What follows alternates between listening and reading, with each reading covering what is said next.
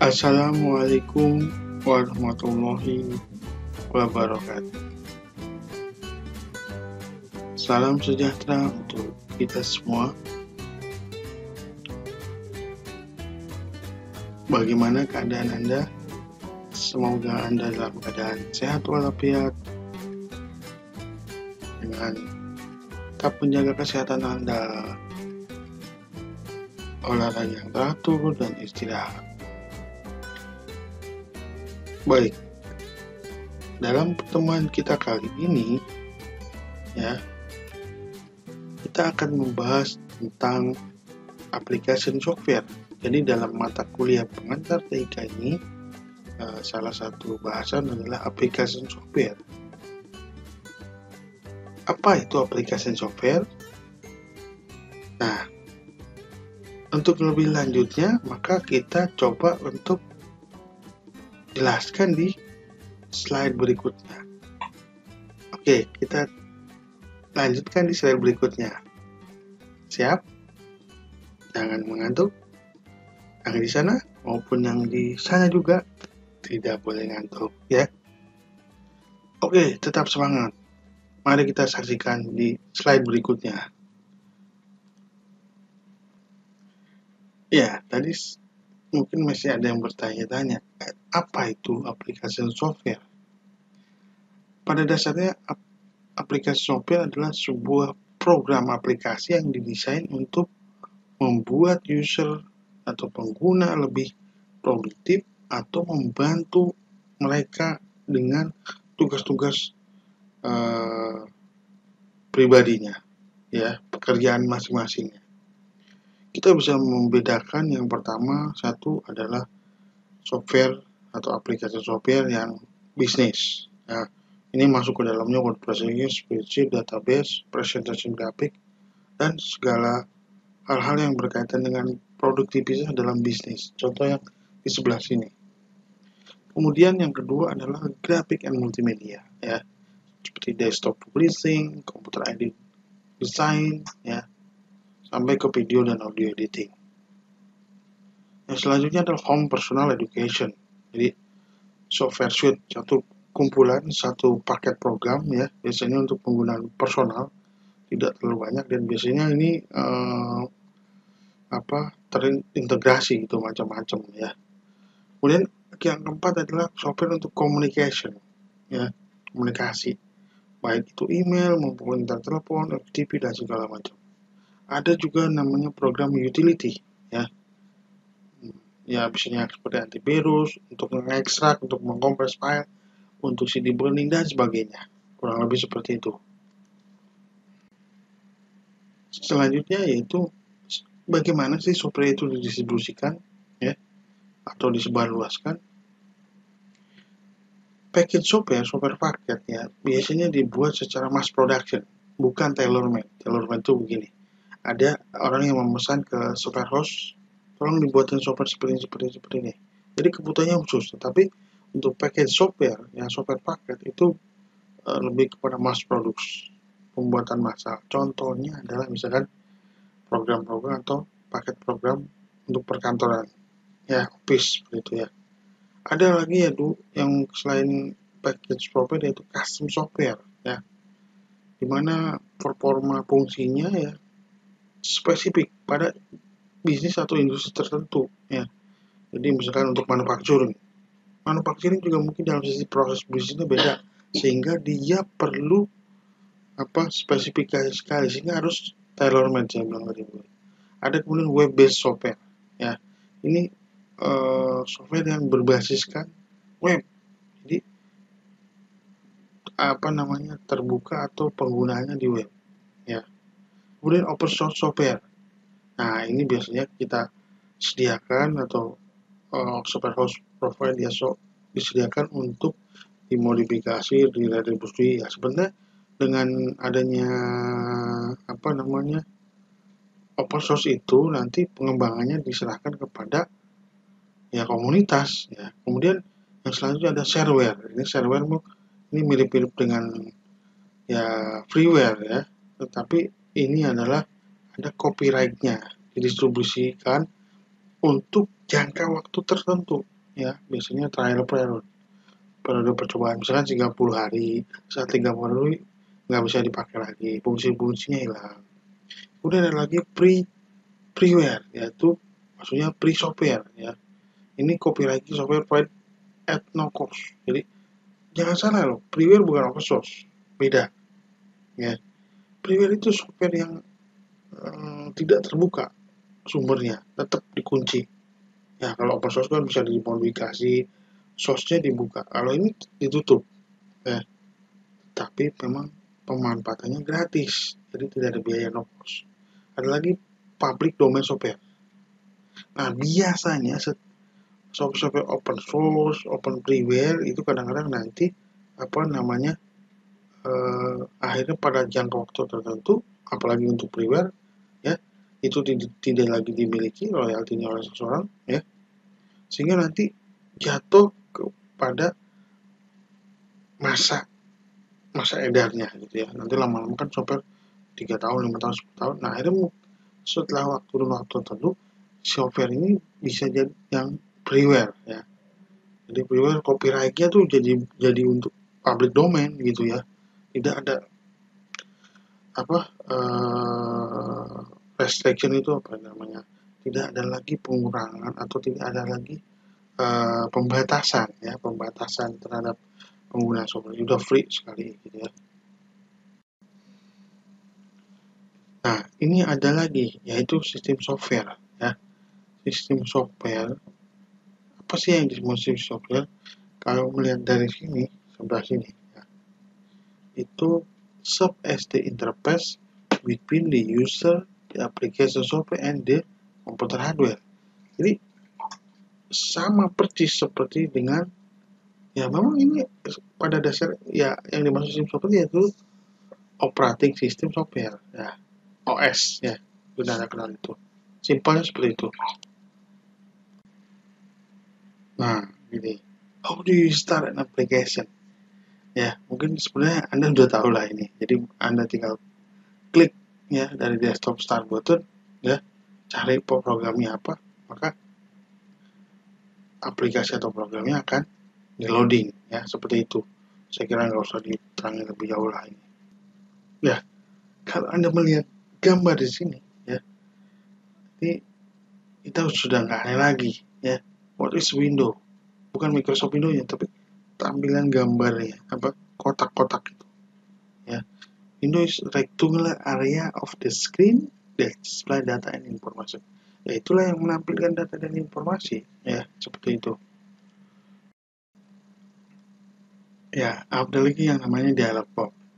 Dialog box itu sebuah window yang menyediakan informasi, menampilkan ketersediaan pilihan-pilihan atau respon daripada atau sebuah request seperti apa ya, atau merequest sebuah responnya seperti apa, seperti itu ya. Jadi seperti itu. Nah, selanjutnya apa? What is business software ya? Ini business software, bukan bisnis apa jualan software, bukan, tapi software yang untuk kebutuhan bisnis, yaitu aplikasi software yang membantu ya orang-orang untuk lebih efektif dan efisien dalam bekerja ya. Itu baik di sini ada word processing, ada spreadsheet, database dan seterusnya ya, seperti itu. Nah, yang pertama adalah yang paling banyak dipakai ya, pasti banyak orang pertama kali nyoba komputer pasti belajar ini dulu, yaitu word processing ya, yang memungkinkan pengguna untuk membuat atau memanipulasi teks dan grafis, atau kadang-kadang ada koleksi daripada clip art ya, di mana itu bisa dimasukkan ke dalam sebuah dokumen kita ya, seperti itu. Oke, baik. Kalau kita Anda melihat gambar ini, jadi kira-kira dalam sebuah apa namanya word processing, mengolah kata yang populer, fitur-fitur apa aja ada di situ. Tentu yang dilihat di sini pada dasarnya semua ada. Apa dari autocorrect, buat grammar checker, ya, kemudian macros, reading layout, ya, mind maps, ya, tracking change, ya, itu semua hampir pada rata-rata untuk di WordPress ada fungsi-fungsi atau fitur-fitur seperti ini. Nah, kemudian kita juga sering mendengar istilah font. Ya, apa sih font? Sebenarnya font itu adalah ya sebuah penamaan ya untuk rancangan yang spesifik terhadap suatu karakter. Ya. Font size itu mengindikasikan bahwa ukuran dari karakter dalam sebuah font tertentu biasanya sih dalam poin ya. Satu poin itu ya kira-kira 1/72 dari 1/72 inch. Nah, dari sisi tinggi. Jadi misalnya gini, ada yang 10 kan, ukuran poinnya berapa? 12, 16. Nah, ini yang namanya poin. Jadi kalau ada 12, berarti 12 kali 1/72 inch tingginya. Yang ukur tinggi, jadi bukan mengukur lebar. Kemudian gaya font juga bisa membuat penekanan, ya seperti ditebelin, miring, italik itu juga membuat perbedaan seperti itu. Nah, ya mulai dari spreadsheet software ya, biasanya dia untuk mengorganisasi data dalam sebuah baris dan kolom ya, atau juga untuk sebuah kalkulasi ya daripada perubahan. Jadi dia akan mengkalkulasi langsung ya, mengkalkulasi ulang ketika datanya rubah karena yang itu kan bukan input angkanya tapi rumusnya ya seperti itu. Nah, di dalam sebuah sebuah spreadsheet juga ada fasilitas untuk membentuk suatu grafik yang dinamakan ya itu istilahnya charting, membuat chart ya, diagram seperti itu. Dan sebenarnya tidak hanya charting ya, macam-macam ya. Nah, baik. Kemudian ada yang namanya perangkat lunak database atau sistem basis data ya, basis data. Nah, ini sebuah aplikasi yang memungkinkan Anda untuk bisa membuat, mengcreate, mengakses atau memanage data. Memanage data itu bisa add, change, delete, sort, ya, retrieve, yang memanggil ulang kembali. Samping itu juga ya di dalam database itu biasanya ada yang namanya tabel, ada record, ya, ada field gitu ya. Selanjutnya seperti itu. Jadi kalau kita mau kemudian bagaimana sih Anda mengekstrak informasi dari sebuah database? Satu, kita bisa menjalankan queries untuk menarik kembali data, ya. Atau kita bisa mengirimkan sebuah laporan yang akan kita masukkan ke sebuah printer, misalnya seperti itu ya, seperti itu yang lebih. Ya, selanjutnya adalah presentation graphic software. Ini udah nggak aneh lagi. Seperti yang saya di belakang ini saya pakai adalah ya ini presentation graphic software ya, digunakan untuk mengcreate visual ya, tampilan visual ya, alat bantu visual untuk presentasi ya, atau kita memanggilnya kadang-kadang slideshow ya. Selain tadi untuk visual ada juga note taking software. Jadi ini memungkinkan pengguna untuk masuk ke mengetik ya tag ya, menulis sebuah komen ya, atau menggambar atau sketsa dimanapun di halaman apapun ya. Ini contoh seperti notebook ya, seperti itu nama aplikasinya. Nah, selanjutnya ada yang dinamakan dengan personal information management software. Biasanya ini untuk semacam kayak personal digital assistant ya.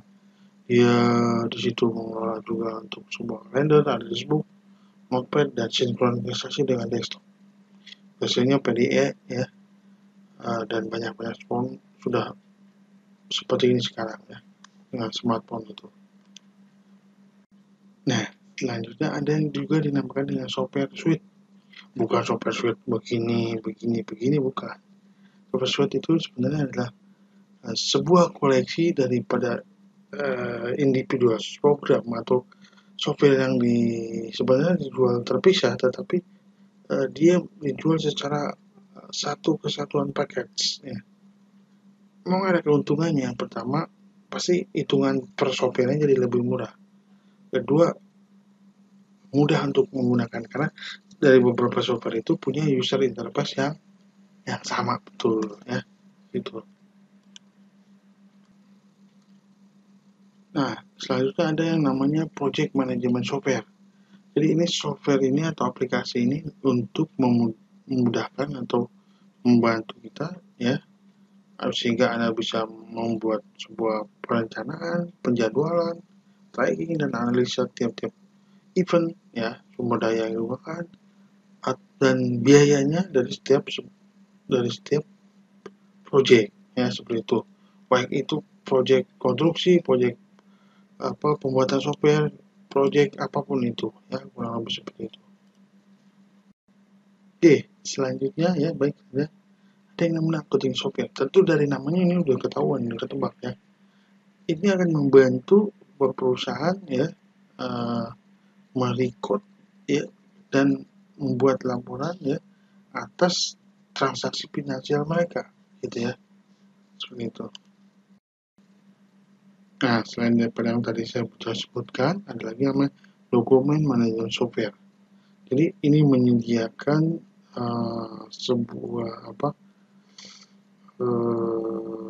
informasi ya, untuk sharing, distribusi, ya, searching ya, melalui dokumen dan biasanya bisa dikonvert ya ke dalam format yang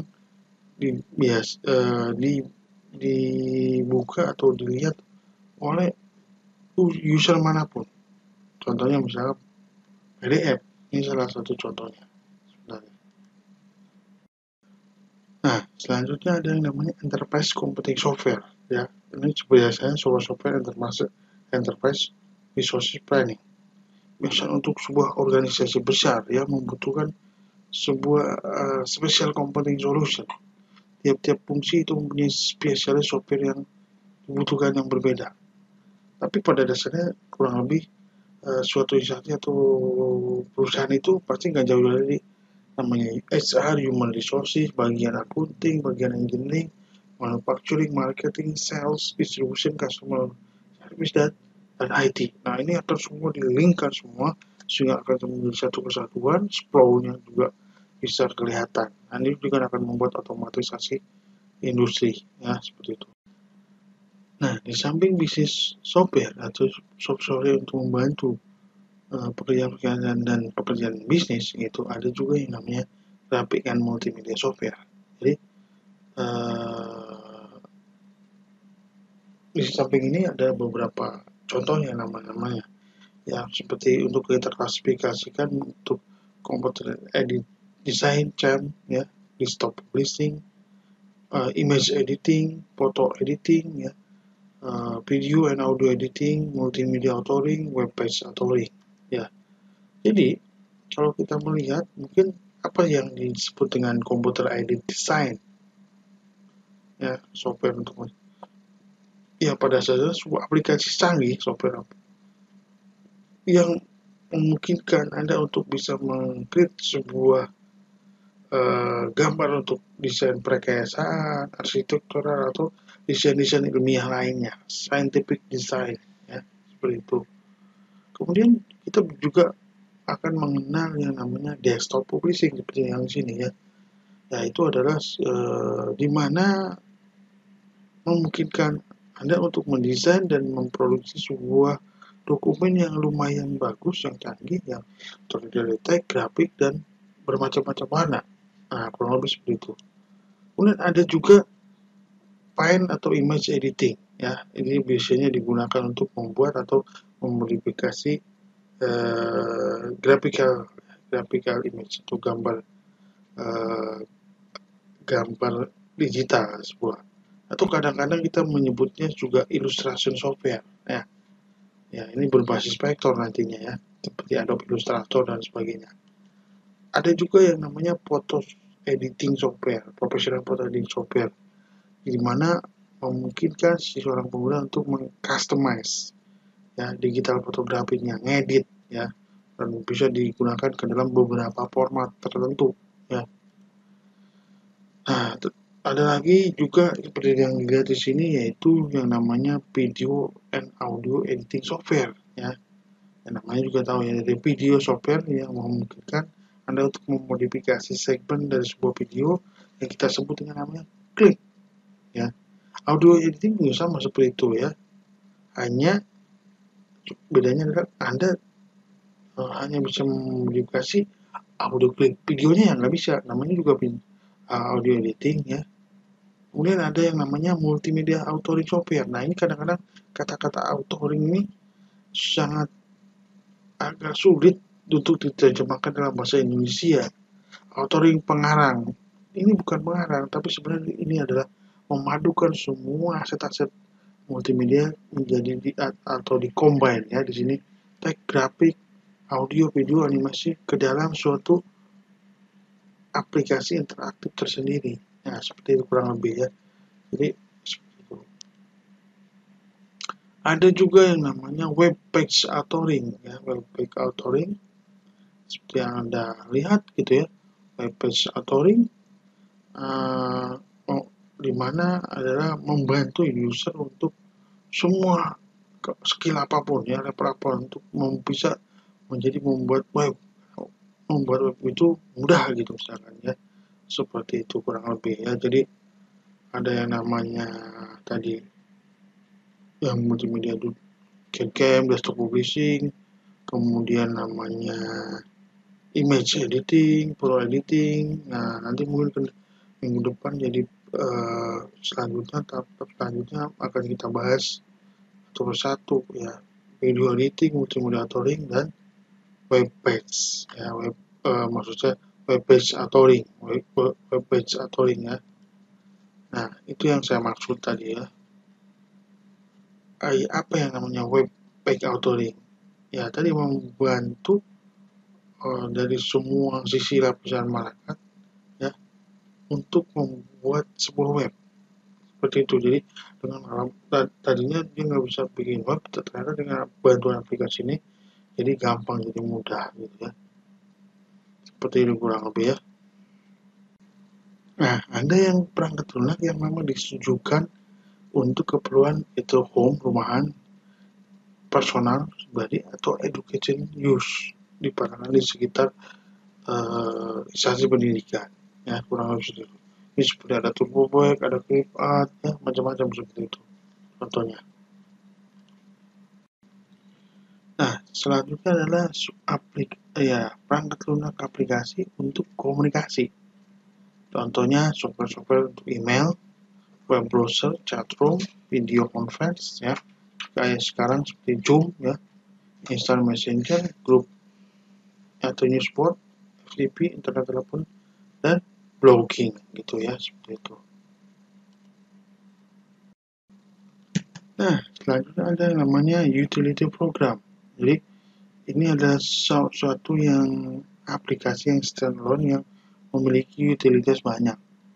Contohnya misalkan program antivirus, personal firewall, spyware remover, internet filter ya, file manager atau file compression, contohnya seperti WinZip atau WinRAR, backup, media player, CD DVD burning untuk memburning DVD ya, atau untuk PC maintenance misalkan untuk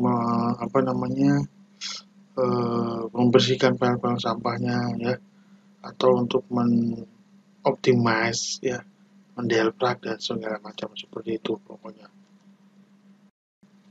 Nah selanjutnya adalah web-based software atau perangkat lunak berbasis web ya, ini aplikasi web ya, dimana sebuah perangkat lunak aplikasi yang dapat mengambil informasi dari web ya. Kadang-kadang beberapa aplikasi bisa menyimpannya data Anda di web, atau bisa juga men-share informasi tersebut ya, seperti itu. Kemudian apa sih sebenarnya web-based software ya? Web-based software itu sebuah third part organization ya, yang memanage dan mendistribusikan software ataupun layanan seperti yang dalam web ya. Kemudian juga ini membuat atau memudahkan dari perusahaan-perusahaan untuk proses informasi ya, yang dia butuhkan dari luar, misalnya seperti itu ya. Selanjutnya adalah tadi yang seperti kita coba di slide. Nah, kadang-kadang kita juga dalam sebuah software atau dalam tadi web-based software itu melihat yang adanya yaitu online help ya. Apa sih sebenarnya? Ya pada dasarnya online help ya sama dengan user atau help user guide manual biasa, tetapi ini dibentuk atau dibuat ya secara elektronik. Electronic equivalent of user manual. Jadi seperti itu kurang lebih. Nah, jadi kemudian apa yang namanya what is web-based app? Jadi kalau tadi itu online help itu bisa jadi dia harus terhubung dengan internet, makanya ini akan lebih gampang kalau aplikasinya yang berbasis web gitu ya. Dan dia kan nanti bisa tinggal connect internet, jadi helpnya pasti online ya. Di sebuah web yang mengaitkan dari online help itu ya. Dia juga menyediakan update ya seperti itu, atau beberapa sumber daya ya tambahan untuk merespon sebuah atau isu-isu teknis dari sebuah program. Nanti bugnya di mana, katanya sering bug di mana ya seperti itu. Kadang-kadang websitenya juga itu di dalamnya itu ada juga chatroomnya, di mana user kadang-kadang pengguna bisa bicara atau bisa berchat atau bercakap-cakap langsung dengan tekniknya supportnya ya, seperti itu. Makanya ini sangat menguntungkan sekali ya. Kemudian apa namanya, sehingga kecenderungannya banyak yang begini sekarang ya. Sekarang bagaimana kita dapat belajar ya tentang apa namanya software package ya tentu ya paling gampang dari buku, bisa juga sekarang dari web atau ya sekolah kampus gitu ya. Mungkin misalkan kita mau belajar Word ya, mungkin ini banyak bukunya. Kita mau belajar Photoshop ya tadi, mungkin banyak fotonya, tutorialnya di web juga banyak ya, di YouTube ya. Atau Anda pas sekolah ya atau kuliah ya dengan jurusan yang relevan dengan ini gitu ya, software. Tentu IT akan banyak mempelajari software ya.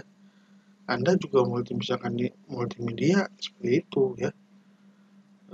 Software-software yang terkait dengan multimedia dan grafis tadi gitu kan, seperti itu. Nah, apa namanya? Jadi sekarang lebih banyak lah, lebih gampang lah seperti itu ya. Ya, tadi yang cara mempelajari ya. Sekarang banyak juga web yang kita pelatihan berbasis web ya, web based training, WBT. Jadi lebih pada self-directed, self-paced interaction on topic on the web. Jadi kita belajar sendiri, nanti ada kalau misalkan ada pertanyaan mungkin menanya di forum ya. Jadi ini adalah semacam distance learning ya, menyampaikan menyampaikan dari sebuah pendidikan atau mendeliver sebuah pendidikan edukasi dari satu lokasi ya, kemudian juga untuk semua lokasi-lokasi yang lain gitu ya, untuk lokasi-lokasi juga banyak gitu. Nah, jadi tadi saya membahas mengenai aplikasi software dari mulai bisnis software, multimedia, communication, web based dan segala macam ya. Jadi hari ini kita membahas itu ya, dan saya kira cukup ya hari ini untuk kita bahas seperti apa tentang aplikasi software. Mungkin minggu depan kita akan pelajari topik-topik yang lain. Saya kira sekian, cukup dari saya. Mohon maaf bila ada kekurangan. Wassalamualaikum warahmatullahi wabarakatuh.